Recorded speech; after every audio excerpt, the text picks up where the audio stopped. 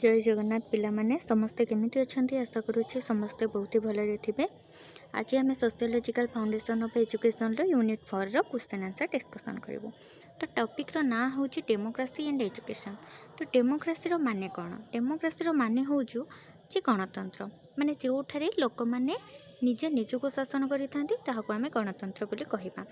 जेमिति हमर इंडिया होछु गोटे कंट्री, कारण आमर देशर नागरिक माने कौन करती ना डायरेक्टली हो बा इनडायरेक्टली हो से माने निजर प्रतिनिधित्व मानक बाछि थांती एवं सेमानक द्वारा शासन करिथांती शासन होइथांती। तो आमे चलो जानिबा एबे जे डेमोक्रेसी रो माने कोन एवं ते कोठु आसीछि। तो चलंतु डिस्कशन करिबा। तो explain the concept of democracy. यदि ए क्वेश्चन पड़िबो देन कौन करिबा ना फर्स्ट होछु मीनिंग ऑफ डेमोक्रेसी। डेमोक्रेसी रो माने कोन? The word democracy has been derived from two Greek words namely demos and kratik। हैला हमरो ए जो डेमोक्रेसी वर्ड टी ग्रीक वर्ड डेमोस और क्राटिक रु आसी अछि। Demos means people and cratic means rule और power. Thus democracy means power of the people or rule by the people। तो डेमोक्रेसी होछि माने लोक मानक द्वारा शासन को बा लोक मानकर तांकर पावर को आमे कौन कहूँ ना डेमोक्रेसी बोली कहूँ। Then the term democracy first appeared in ancient Greek political and philosophical thought in the city-state of Athens। Then democracy is considered to be a system of government। माने गोटे गवर्नमेंट तार सिस्टम को तार व्यवस्था को आमे बोली कौन कहू ना डेमोक्रेसी बोली कहू बा गणतंत्र बोली कहू। ना democracy is a form of government in which all eligible citizens participate equally either directly or through elected representatives in the proposal development and creation of laws। माने हमरो गणतंत्र होछु एक माने एपरी एक व्यवस्था जहाँ द्वारा कौन करती ना हमरो जो एलिजिबल सिटीजन्स रहिचंती हैला से माने कौन करती ना माने पार्टिसिपेट करी थांती हमर गणतंत्र रे एवं से माने कौन करती ना डायरेक्टली हो बा हमर से माने जो इलेक्टेड रिप्रेजेंटेटिव्स मानक द्वारा जो प्रपोजल्स हुए बा डेवलपमेंट हुए बा हमर जो लॉ तैयारी हुए से से माने कौन करती इक्वली पार्टिसिपेट करि पारि थांती। देन कौन the term originated in 5th century हैला। तो ये जे डेमोक्रेसी वर्ड टी हमर 5th सेंचुरी रे उत्पन्न होइथिला। देन कौन for basic elements of democracy. तो डेमोक्रेसी रो जो चारोटी तार मौलिक एलिमेंट्स बा उपादान रही सेगुड़ी कौन कौन ए जानिबा ना ए पॉलिटिकल सिस्टम फॉर चूजिंग और replacing the government through free and fair elections हैला। तो ये गोटे आमर जो डेमोक्रेसी होची गोटे एमितिका पॉलिटिकल सिस्टम जो थे कौन हुए ना आमे सरकार को माने आमे जो फ्री बा फेयर इलेक्शंस माध्यम रे माने मुक्त बा निरपेक्ष निर्वाचन माध्यम रे आमे सरकार को बाछिबा बा आमे तांको रिप्लेसिंग कर परबा माने बदलाइबा पई ये गोटे होची हमर कोन गोटे पॉलिटिकल सिस्टम। देन कोन ना active participation of the people is citizens in the political and civic life. आउ कौन आर आउ गोटे उपादान होचु जे एथिरे कौन करती ना जो सिटीजनशिप रही बा जो पीपल माने रही से माने कौन करती ना से माने गोटे गणतंत्र रे एक्टिवली पार्टिसिपेट कर पारि थांती। देन कौन देन होची हमरो the protection of human rights of all citizens हैला। तो माने आमर जो समस्त नागरिक मानकर जो ह्यूमन राइट्स रही सी ताको कौन कने प्रोटेक्शन दे थाए। देन कौन a rule of law in which the laws and procedures apply equally to all citizens हैला। जो सब रूल्स बा रेगुलेशंस जो बा प्रोसीडियर्स सब रहुची से समस्त नागरिक पई इक्वली अप्लाई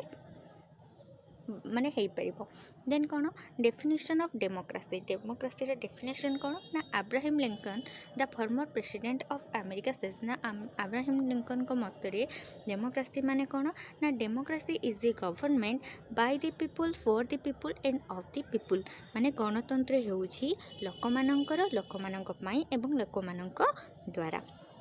बुझे होछि। देन कौन देन हूँ आमर classification of democracy there are 4 types of democracy आमर 4 प्रकार डेमोक्रेसी कौन कौन गोटे हूँ डायरेक्ट डेमोक्रेसी देन हूँ इनडायरेक्ट डेमोक्रेसी देन हूँ लिबरल डेमोक्रेसी देन हूँ मार्क्सिस्ट डेमोक्रेसी डायरेक्ट डेमोक्रेसी माने कौन डायरेक्ट माने हूँ आमर प्रत्यक्ष जो थे आम कौन करें ना जो थे लोक मैंने कौन करती डायरेक्टली सीधा सड़क भाव में गोटे गणतंत्र रे अंशग्रहण करते जमीतिका आम कहीपर जे आम जो डायरेक्टली आम जो गोटे ग्राम पंचायत आम जो सरपंच हो बा वार्ड मेंबर को आम जो भोट दे जितौचु ताको आम कौन कहीपर आम डायरेक्ट डेमोक्रेसी बोली कहुए कहुए जमीतिका से रिप्रेजेंटेटिव्स मानक डायरेक्टली कौन करती माने भोट दियंती भोट देके से बाछंती जमीतिका एग्जांपल हूँ स्विट्जरलैंड आउ इनडायरेक्ट डेमोक्रेसी कौन इनडायरेक्ट डेमोक्रेसी हूँ आम इनडायरेक्टली भाव में गोटे रिप्रेजेंटेटिव्स मानक बाछिथाउ जमीतिका आम एमएलए हो कि एम को आम भोट दौचु किंतु सेमाने कौन कर भोट देकी आमर जमीतिका चीफ मिनिस्टर होती प्राइम मिनिस्टर होती से जमीतिका निर्वाचित होती आम कौन कहूँ ना इनडायरेक्ट डेमोक्रेसी बोली कहूँ देन कौन देन हूँ लिबरल डेमोक्रेसी लिबरल माने उदारवादी गणतंत्र ना this democracy is based on the classical philosophy of liberalism which depend upon the individualism, secularism, liberty, equality, fraternity and justice है तो यही जो गणतंत्र है रही ये कहा उपरे बेस्ट ना आमर क्लासिकल फिलोसफी उपरे माने शास्त्रीय दर्शन शास्त्र उपरे आधारित जहाँकि कौन करे आमर कहा उपरे आधारित ना आमर individualism secularism liberty equality fraternity and justice उपरे ये आमर कौन आधारित यही उदारवादी गणतंत्र देन कौन मार्क्सिस्ट डेमोक्रेसी मार्क्सवादी गणतंत्र कौन ना the Marxist does not don't challenge the basic values of democracy है तो मार्क्सवादी मैंने कौन करती ना मौलिक मूल्यबोध को चैलेंज करती ना टू देम से मतरे a democratic state is a socialist state where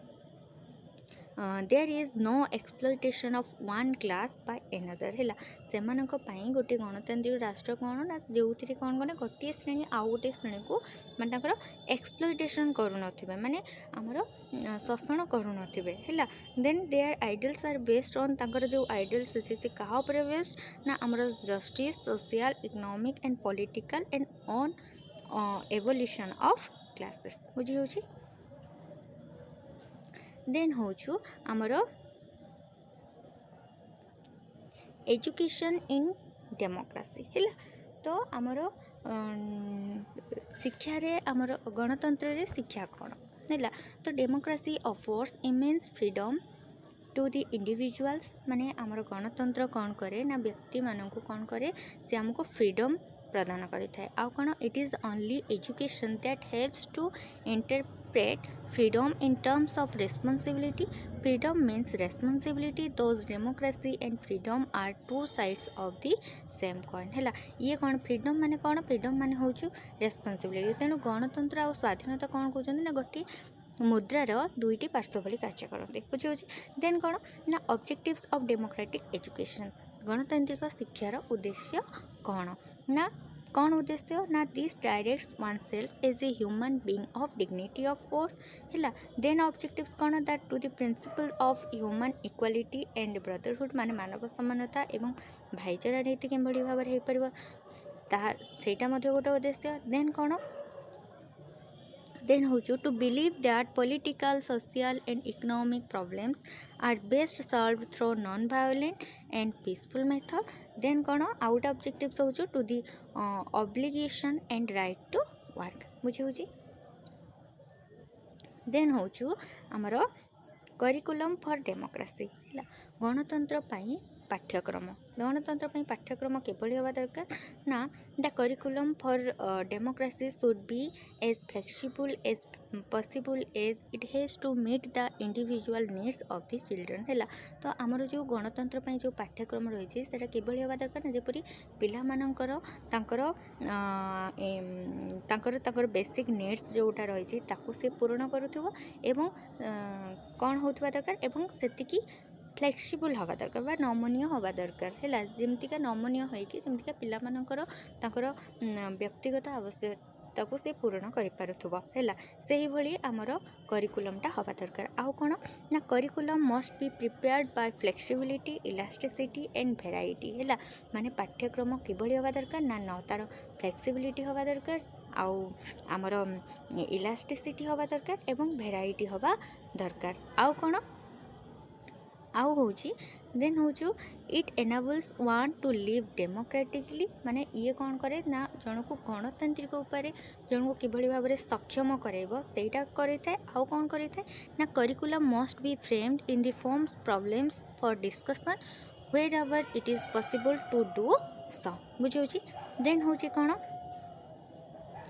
methods of teaching in democracy हैला गणतंत्र रे शिक्षादान पद्धति किभली हवा दरकार ना democracy encourages group method of teaching like project method group discussion problem solving it है तो आमर जो गणतंत्र जो शिक्षादान से कौन करे ना आमर ग्रुप मेथड ऑफ टीचिंग को से एनकरेजेस करे जमती आम प्रोजेक्ट मेथड हो बा ग्रुप डिस्कशन हो बा प्रॉब्लम सॉल्विंग हो आउ कौन ना learning by doing is very much emphasized the school is considered as the laboratory to practice democracy है तो डेमोक्रेसी को प्रैक्टिस करने स्कूल कौन किभली भाव में कार्य करे ना गोटे लैबोरेटरी भाव में कार्य करें देन कौन देन हूँ role of teacher in democracy ना गणतंत्र शिक्षकों भूमिका किभली हवा दरकार ना the role of teacher in democratic setup education is crucial they are create an atmosphere where child are self discipline है तो टीचर कौन करवा दरकार से भली गोटे एटमोस्फियर तैयारी करवा दरकार जहाँ द्वारा गोटे पिला कौन हो पार ना सेल्फ डिसिप्लिन हो पार देन कौन देन हूँ फ्रीडम एंड डिसिप्लिन है स्वाधीनता एवं अनुशासन ना कौन ना in democracy self discipline of the individual is very much emphasized है तो गोटे गणतंत्र रे गोटे इंडिविजुअल तार डिसिप्लिन को अधिक मात्रा गुरुत्व दि जाए कहीं ना to inculcate the spirit of self discipline the children should be given opportunity for self government माने एवं तांकर जो सेल्फ डिसिप्लिन को आम कौन करवा दरकार माने जागृत कराइबा दरकार है जहाँद्वारा एवं पिला माननकु गोटे गवर्नमेंट बा शासन पई तांको सुजोग दिया जिबा उचित है देन कौन the teacher makes the student to understand the values of discipline and brings harmonious blend between authority and freedom है देन हूँ आम सेकेंड लॉन्ग क्वेश्चन पढ़ा जे explain the principle on democracy है तो डेमोक्रेसी तार कौन सब प्रिंसिपल्स तार नीति गुड़िक रही आम ए पढ़ा ना people from around the world have identified the basic principles which must exist in order to have a democratic government. These principles often become a part of the constitutions and or bill of rights in a democratic society. तो यही सब जो principles बा नीति गुड़िक रहा ये गुड़िक कौन ना एगुड़िक गोटे कन्स्टिट्यूशन्स तार गोटे पार्ट बा तार गोटे डेमोक्रेटिक सोसाइटी रे तार राइट्स भली कार्य करते तो से सब प्रिंसिपल्स गुड़िक कौन कौन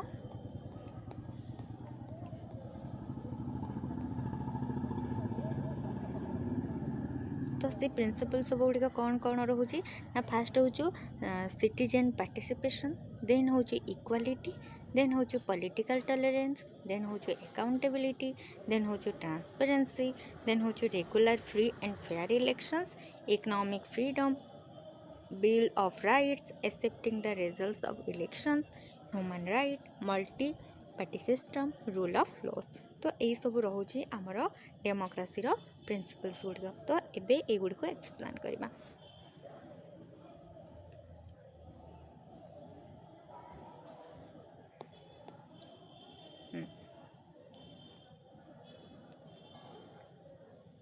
तो फास्ट हूँ सिटीजन पार्टिसिपेशन है तो नागरिक अंशग्रहण तो पार्टिसिपेशन इज द माने गोटे डेमोक्रेटिक कंट्री रे बा गोटे गणतंत्र रे नागरिक मानकर participation is the key role of citizens in democracy है गणतंत्र माने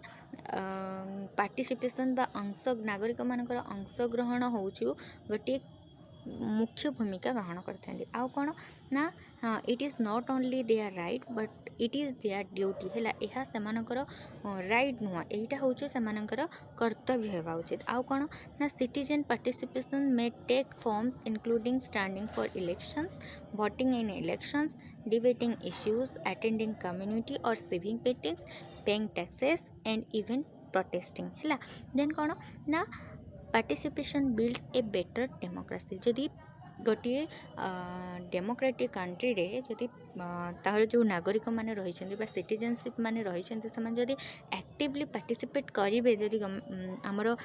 गणतंत्र रे देन आमर कौन हम ना गोटे बेटर डेमोक्रेसी कंट्री तैयारी होबार ये कौन करे ना आमर साहाय्य करें देन हूँ आमर इक्वालिटी इक्वालिटी कौन ना समानता ना democratic society emphasize the principles that all people are equal है तो ये कौन माने गणतांत्रिक जो सोसाइटी रही ये कौन करे ना ये आमर यही नीति उपरे कार्य करे कौ उपरे ना सबू पीपल को सबू लोक माने समान अटंती से यही भाव देखी था गोटे डेमोक्रेटिक गोटे डेमोक्रेसी सोसाइटी देखे जे तार अंडर जो पीपल रही समस्त होती इक्वाल देन हूँ आमर पॉलिटिकल टॉलरेंस है तो आमर गणतांत्रिक सहनशीलता देन हूँ आमर अकाउंटेबिलिटी है माने उत्तरदायित्व गोटे डेमोक्रेटिक कंट्री रे है जो इलेक्टेड आम जो रिप्रेजेंटेटिव्स मान को आम बाछि थाउ है से माने सबु किछिर उत्तरदायित्व अटंती है उत्तरदायी माने से लोकों आगे से उत्तरदायी होगा आवश्यक है यहाँ हूँ तार गोटे आउ गोटे कौन ना ट्रांसपेरेन्सी माने स्वच्छता हवा दरकार है जो गोटे सरकार उत्तरदायी हवा दरकार कारण माने देश में कौन कौन घटुची कौन ना से विषय लोक मानू से अवगत करवा आवश्यक है यह कौन कहुए ना आमर सरकार रे स्वच्छता बोली कहुए आउ कौन ना regular free and fair elections है नियमित मुक्त एवं निरपेक्ष निर्वाचन आमर कौन हवा दरकार आउ कौन देन हूँ आमर accepting the results of elections then हूँ इकोनॉमिक फ्रीडम है तो गोटे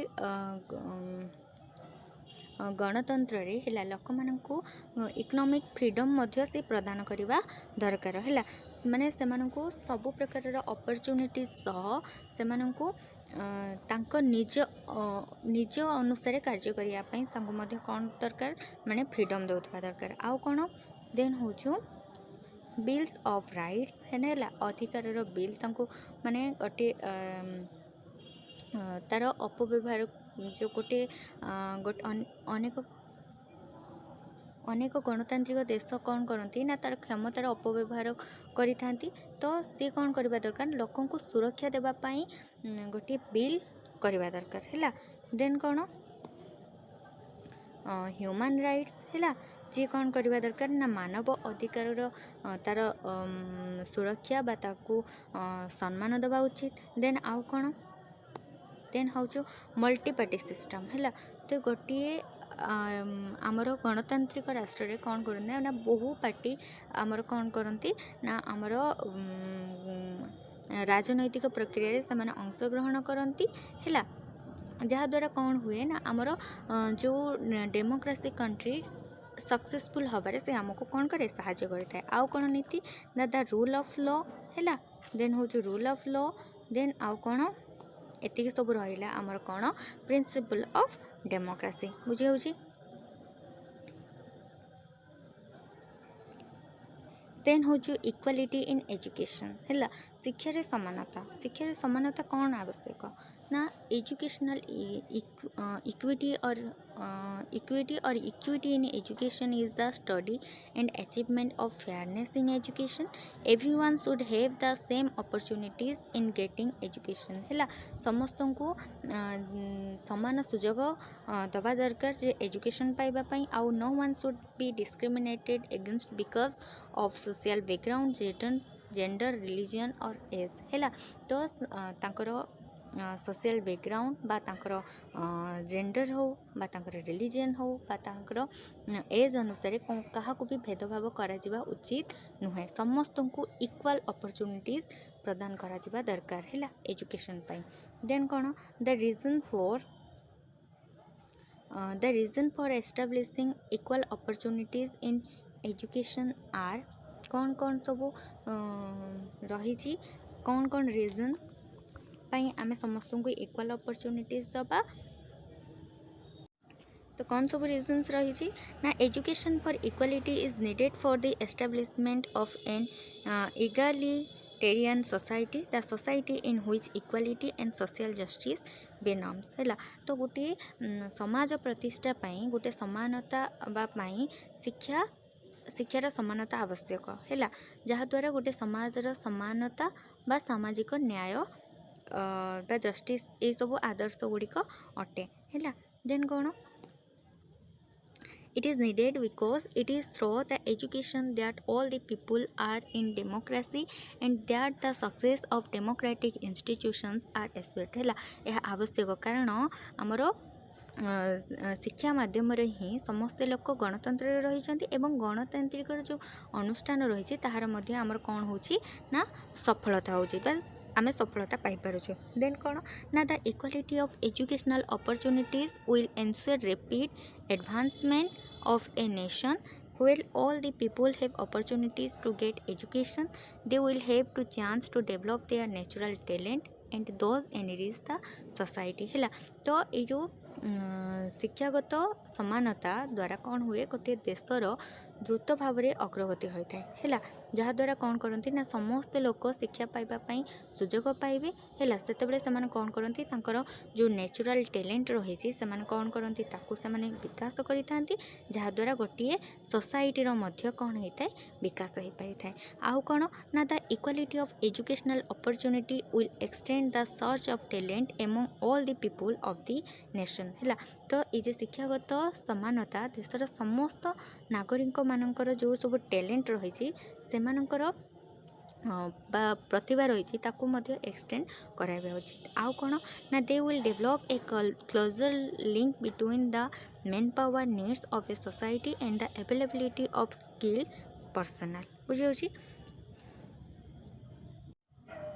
देन हो constitutional provision on equality of educational opportunities in India माने भारत में शिक्षागत सुजोगर बा समानता उपरे सांविधानिक नियमावली कौन कौन सब रही आम जाना है। तो कौन कौन सब नियमावली सब रही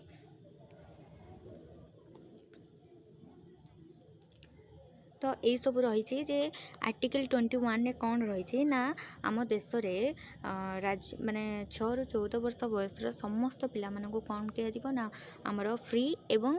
कंपलसरी मागणा एवं बाध्यतामूलक शिक्षा प्रदान करा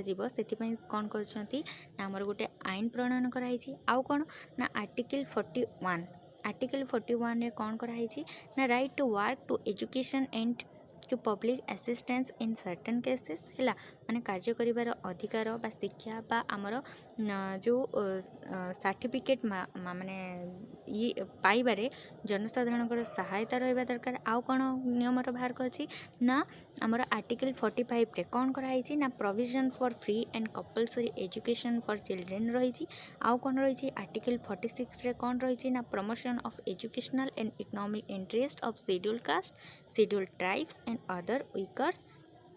सेक्शंस माने अनुसूचित जाति अनुसूचित जनजाति एवं अन्यान्य दुर्बल जो सब रहिले सेक्शंस गुड़िकर तांको केमोड़ी भाव में शिक्षा प्रदान करा शिक्षा प्रति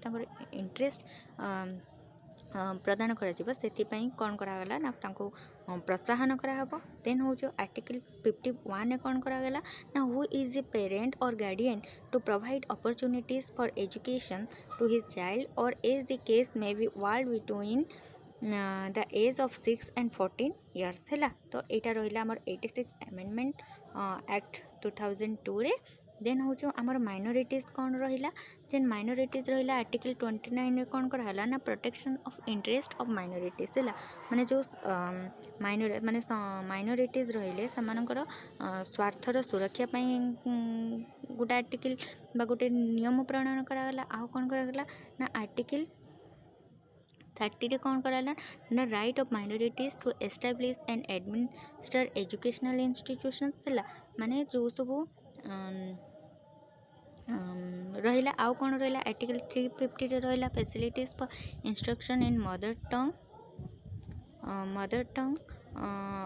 एट प्राइमरी स्टेज देन हो आर्टिकल 15(5) रे रहिला provision for educationally backward classes of citizens or for the scheduled caste or the scheduled tribes in so far as so special provisions relate to their admission to educational institutions including private educational institutions बुझे होची then कौन ways of achieving equality in education है तो education रे समानता आने कौन कौन सब वेज प्रणयन कराई आम देखा ना to achieving equality in education eliminate gender disparities and to significantly reduce urban rural inter regional and inter social group disparities है माने शिक्षा क्षेत्र में जदि आम समानता हासिल करने चाहिए तेना आम फास्ट कौन करवा उचित ना आम जो जेंडर डिस्पैरिटीज रही आमर अर्बन रूरल तार इंटर रीजनल बा इंटर सोशल ग्रुप डिस्पैरिटीज रही आम कौन करवा दरकार ना एलिमिनेट करवा दरकार बा दूर करवा निहाती आवश्यक है तो तापाई कौन कौन सब रही एजुकेशन कौन कौन करवा दरकार ना फास्ट कौन करवा दरकार ना एलिमिनेट ऑफ जेंडर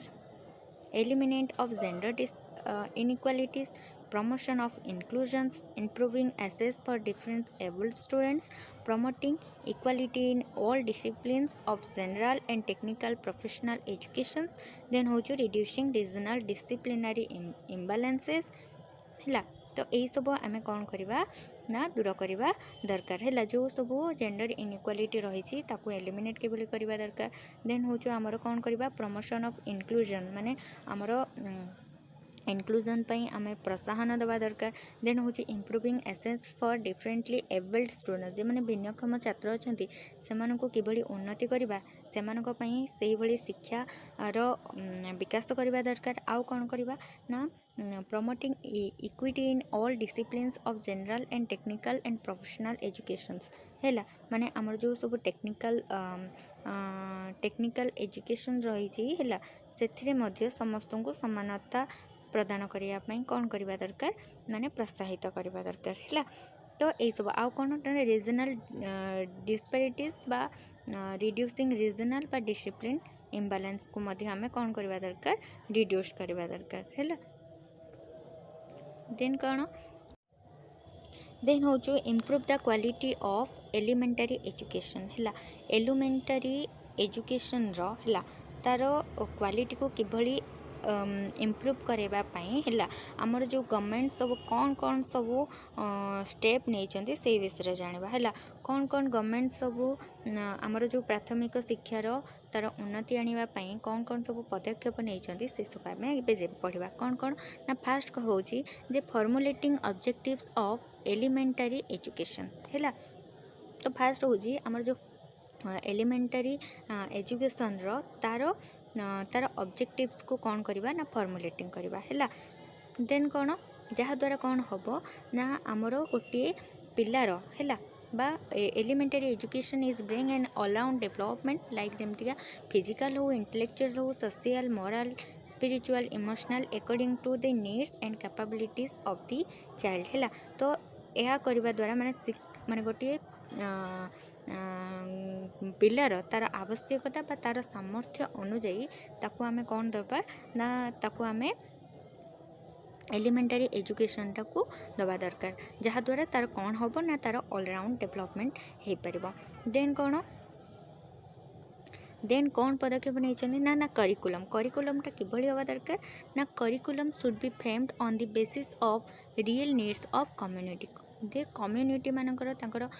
जो रियल नीड्स को ताको देखिकी ही आमर करिकुलमटा गठन करा जिबा आवश्यक देन हो जो आमर मेथड्स ऑफ इंस्ट्रक्शन है देन माने आमर जो शिक्षादानर प्रणाली किभली हवा दरकार ना modern teaching aids teaching methods and child centred curriculum should be use to motive the students है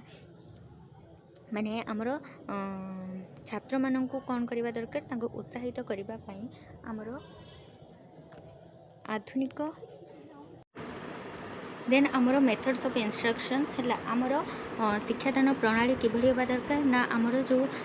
पिला माननकु है तांको modern teaching aids teaching methods of child centred curriculum ये सब कौन करवा दरकार यूज करवा द्वारा जहाँद्वारा आमर पिला माननकु मोटिवेट आमे करि परिबा है आउ देन जहाँद्वारा आमर मोटिवेट होइके से कौन करेंगे ना आमर एलिमेंटरी एजुकेशन को से ग्रहण करें है then कौच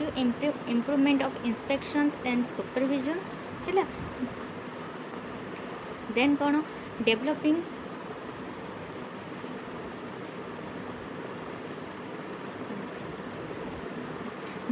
interest in parents and students है तो आमर स्टूडेंट एवं पेरेंट्स मानकर तांकर इंटरेस्ट डेवलप करवा दरकार है आउ कौन जमीका आम कमिका ना by providing free books mid day meals free transport facility यही सब द्वारा आम कौन करवा ना पिला मानकर तांकर इंटरेस्ट को पाठ पढ़ारे बढ़ाई पारिबा आउ कौन ना improving social status of teachers है आउ टीचर मानकर मध्य है तांकर सामाजिक स्थिति रे मध्य उन्नति आनिबा दरकार है आउ कौन आउ होची इम्प्रूविंग प्रोफेशनल ट्रेनिंग है माने प्रोफेशनल ट्रेनिंग माने वृत्तिगत प्रशिक्षण रे उन्नति आनिबा दरकार है आउ कौन ना physical facilities and financial resources माने आमर शारीरिक सुविधा बा आर्थिक संबल मध्य कौन करबा दरकार दबा दरकार आउ कौन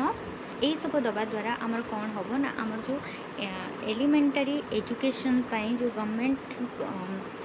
एलिमेंटरी एजुकेशन तार उन्नति करबा पाई सरकार यही सब ग्रहण बा यही सब पदक्षेप सब ग्रहण कर देन कौन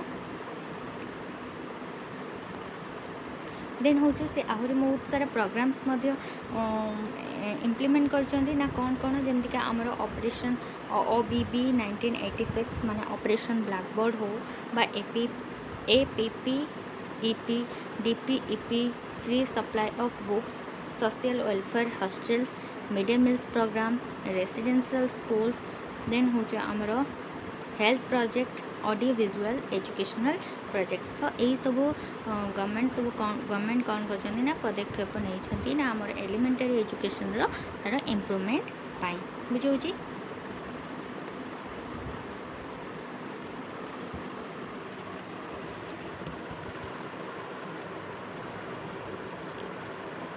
देन पढ़ा आम वोमेन एजुकेशन है वोमेन एजुकेशन माने स्त्री शिक्षा जानते जे गोटे स्त्री गोटे नारी शिक्षित हेले केवल जे सी ही शिक्षित होकर रही था सा नुह सी गोटे कौन करे ना तार प्रथमे तार पिला छुआ को शिक्षित कराई था जहाँद्वारा तार गोटे परिवार शिक्षित हुए परिवार शिक्षित होगा द्वारा गोटे सोसाइटी तार समाज को मध्य शिक्षित कराई था तेणु नारीर भूमिका बहुत उच्चर रही तेणु गोटे वोमेन एजुकेशन निहाती आवश्यक देन पढ़ा कौन ना educating an Indian woman creates a vital opportunities for the social and economic development है तो जड़े भारतीय महिला को शिक्षा देवा भारत में तार सामाजिक एवं अर्थनैतिक विकास पाई एक गुरुत्वपूर्ण सुजोग सृष्टि करिथाए देन कौन ना an educated Indian women will yield a positive impact in the Indian society by contributing positively to the economy of both the country and the society है तो जड़े शिक्षित भारतीय महिला कौन करे ना उभय देश एवं समाजर माने तार आमर अर्थनीति रे से कौन करिथाए ना आमर पॉजिटिव इफेक्ट पकाई थाए एवं पॉजिटिव आमर प्रभाव पकाई थाए देन कौन ना an educated women reduces the chances of her child dying before the age of 5 है तो माने जड़े शिक्षित महिला कौन करती ना जड़े महिला शिक्षित होगा द्वारा तार जो संतान होता है माने 5 वर्ष बयस पूर्व तार संतानर मृत्यु होबार संभावना को से कौन करें ना ह्रास कर आउ कौन हुए ना chances of controlling the population are high as an educated women is likely to marry at a letter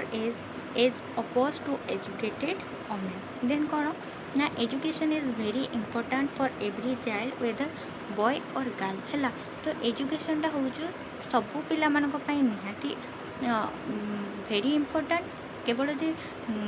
boys मानक पई नुह उभय बॉयज एवं गर्ल्स मानक पई एजुकेशन निहाती आवश्यक है. It is said that some community still discriminate against the education of the girl child है. तो let us look at some of the reasons why girls should get an educated है. तो किछिटा reason अच्छी जहाँद्वारा आम कौन पाई गोटे गर्ल्स एजुकेटेड हवा दरकार है कहीं शिक्षा पाइबा उचित. चलतु देखा कौन कौन सब रीजन सब रही ना कौन रही ना फ्यूचर एजुकेटेड गोटे गर्ल्स एजुकेटेड हवा द्वारा कौन हुए ना फ्यूचर एजुकेटेड जेनेरेशन्स तैयारी होता है. देन डिक्रीज इनफांट मोर्टालिटी को ये डिक्रीज कराई था. आउ कौन ना मेटरनाल मोर्टालिटी डिक्रीज होता है. आउ आमर जो चाइल्ड मैरेज में डिक्रीज हो पारि था. Decrease population explosion. Then increase involvement in political process, decrease domestic and sexual violence, decrease support for militancy, improve socio-economic growth. तो चलतु ये सब विषय पढ़ा.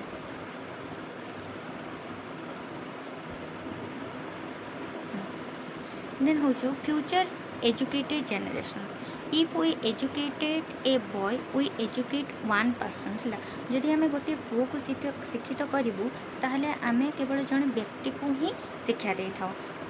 जदि if we educated a girl we educated a family and a whole nation. जदि आम गोटे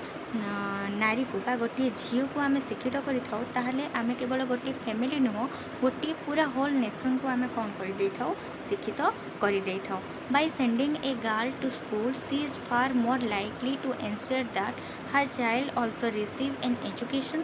as many come investing in a girl's education is investing in a nation. बुझी. देन कौन देन हूँ आमर डिक्रीज इनफांट मोर्टालिटी है. आमर जो शिशु मृत्यु हार ह्रास को आमर कौन होता है गोटे गोटे गर्ल शिक्षित हवा द्वारा आमर कौन हो ना आमर जो शिशु मृत्यु हारटा होटार मध्य आमर कौन होता है ना ह्रास होता है. आउ कौन ना डिक्रीज मेटरनाल मोर्टालिटी. आउ आमर कौन मातृ मृत्यु हार ह्रास होता है गोटे गर्ल शिक्षित हवा द्वारा. आउ कौन ना आमर जो चाइल्ड मैरेज रोचे चाइल्ड मैरेज आमर से कौन होता है ना डिक्रीज होता है. देन कौन डिक्रीज पॉपुलेशन एक्सप्लोजन है. जे आमर जो पॉपुलेशन जो परिमाण रे आमर इनक्रीज हो चली जदि आमर गोटे महिला शिक्षित हो देन आमर ये कौन करिवो ना आमर पॉपुलेशन एक्सप्लोजन को ये कौन करे ना आमर डिक्रीज हबारे सहायता करिथाय. आउ कौन करिथाय ना इनक्रीज इनवॉल्वमेंट इन पॉलिटिकल प्रोसेस है. राजनैतिक प्रक्रिया रे मध्य सेमानकर इनवॉल्वमेंटटा वृद्धि होइथाय है. आउ कौन ना decrease domestic and sexual violence. जदि गोटे गर्ल शिक्षित होताले कौन हो आम जो डोमेस्टिक बा सेक्सुअल वायलेंस दिया हो डिक्रीज हो. आउ कौन रोचे ना डिक्रीज सपोर्ट फॉर मिलिटेंसी है. मिलिटारी समर्थन ह्रास करुच्ची. आउ कौन इम्प्रूव सोशियो इकोनॉमिक ग्रोथ. आमर जो सोशियो इकोनॉमिक ग्रोथ रे मध्य ये कौन करता है ना हेल्प करता है. तो ये आमर कौन दरकार ना गोटे गर्ल एजुकेटेड हवा दरकार. बुझी. तो ये हूँ आमर यूनिट 4 इम्पोर्टाट लॉन्ग क्वेश्चन आम डिस्कसन करूँ. तो जदि भिडियोटी भल लगी था तो चैनल को लाइक करने को जमार भूलें. यही भिडियो पाइबापी आम चैनल को सब्सक्राइब करदे. रोची जय जगन्नाथ.